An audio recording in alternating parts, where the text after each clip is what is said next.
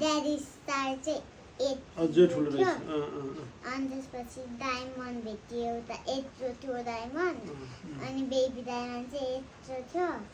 Mummy diamond यत्रो थियो। अनि त्यसपछि एउटा मुन भेट्यो। अनि बेबी मुन यत्रो थियो।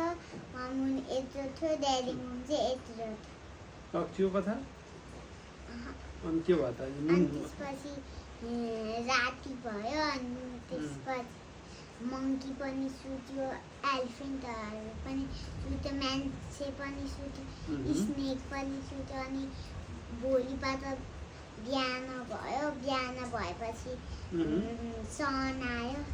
अनि सबै एनिमल्सहरू बाहिर खेल्न आयो। अनि त्यसपछि बेबी पनि मान्छे पनि बाहिर खेल्न आयो। साइकल खेल्न।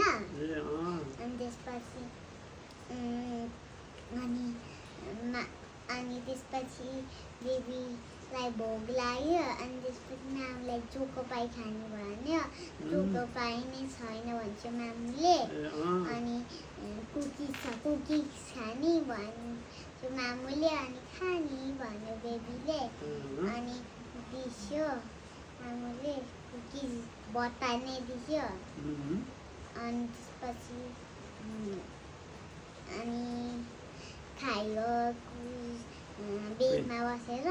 बेडमै बसेर खायो कुकिज र दुध। कुकिज र दुध खायो है। अनि त्यसपछि